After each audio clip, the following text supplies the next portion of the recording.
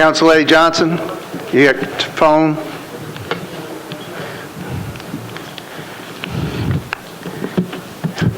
Okay, Director Dozier, thank you for being here.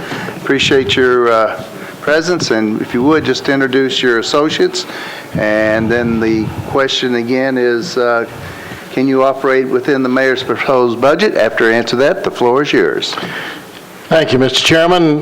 To my left is Doug Peters, who is our CFO. To my right is Ken Sanders, Deputy Director.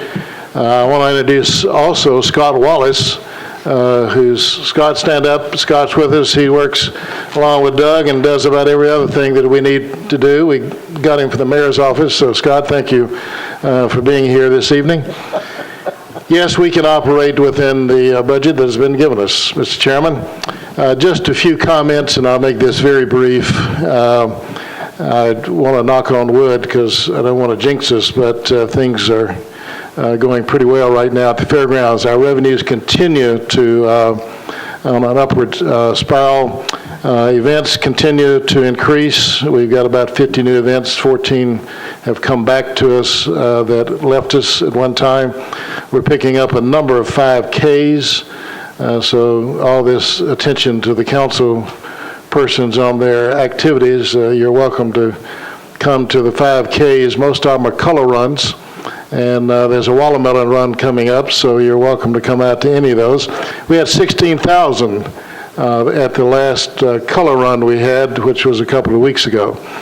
Racing is very stable at this point. The flea market continues monthly to break records in every category, and that has been going, trend has been going for the last 2 years, actually.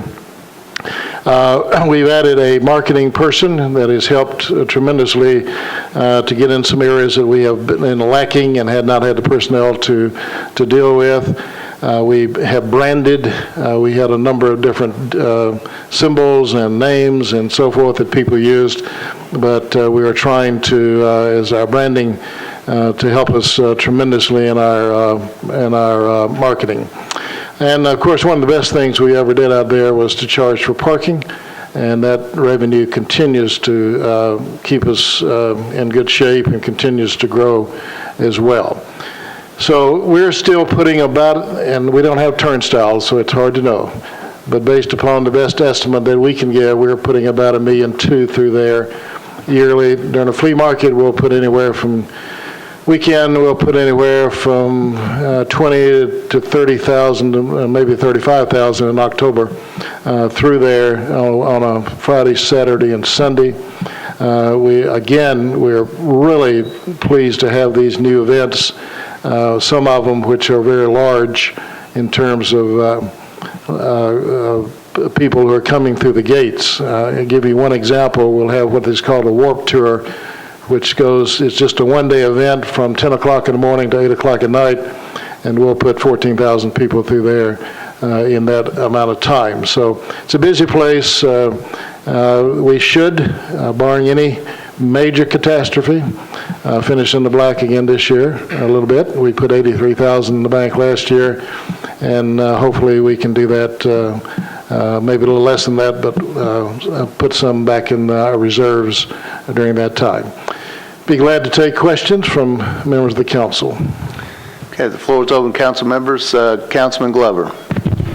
Thank you, Mr. Chair. Mr. Dozier, I think it's you're to be commended because there's no subsidy in here for you, unless I'm reading something wrong. You're correct, sir. Right, and so you've done what you said you were going to do, move it to where we would have to subsidize the fairgrounds to where you've made it a profitable venture and now moving money into reserve funds.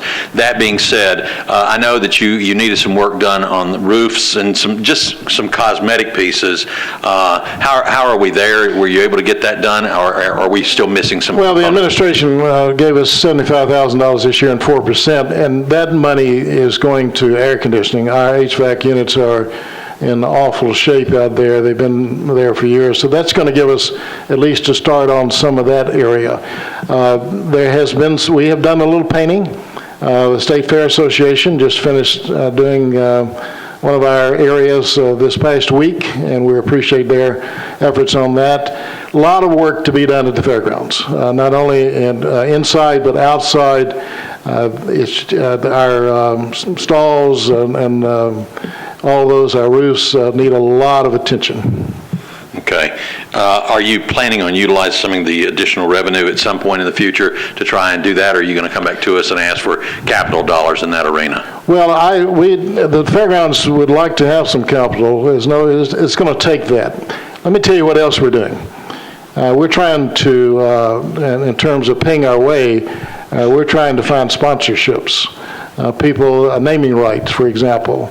I don't want to go into details, but we've got some that are very close to perhaps naming a building after or naming the flea market. That's one of the things that we're trying to do, get a sponsor for the flea market, that they'll give us a good check yearly to be the sponsoring agency for the flea market. So there's other ways beside just coming in here and asking for money. There's other ways that we can do on our own. And we're, with our new marketing person, where before we did not have the personnel to really get out and get it like it needs to be done, but that's no longer true. So we're looking for a lot of innovative ways to pay our way.